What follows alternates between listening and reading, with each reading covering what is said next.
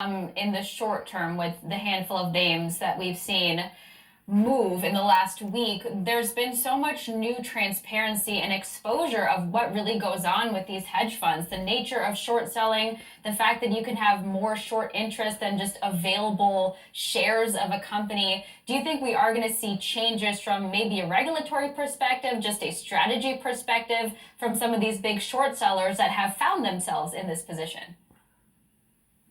I think that absolutely makes some sense. I actually think one regulation that we should change is the way stocks settle. So one of the things that really tripped up Robinhood throughout this whole event is the fact that stock trades take 3 days to settle. In this day and age, when we have so much ability to monitor our positions, options settle in a day, bond trades settle essentially overnight, why does it still take 3 days for stocks to settle?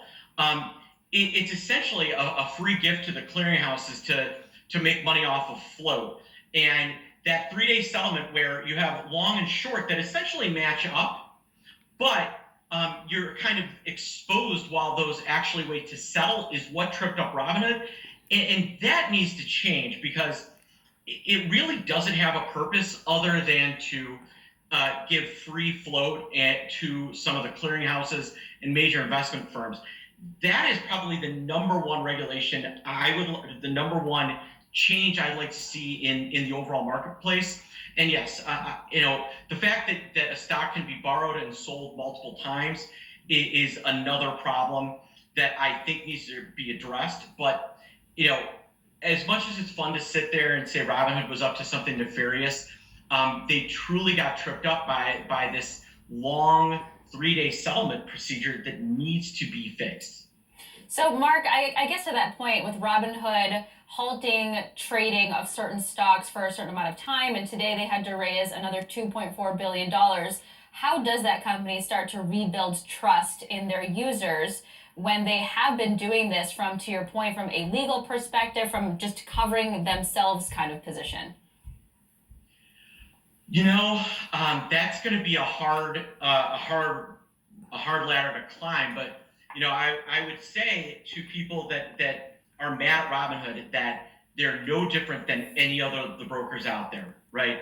TD, Interactive Brokers, E-Trade, every single app or trading application plays by the same rules, sells your order flow to Citadel.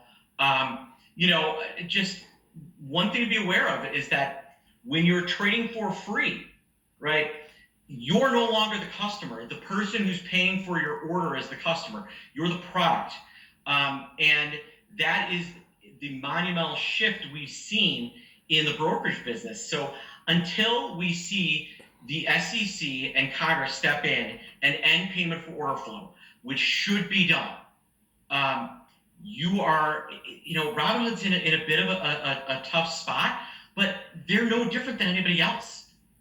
So I don't know exactly how they're going to build trust, but other than to say, we're no different than any other place you're going to move your money.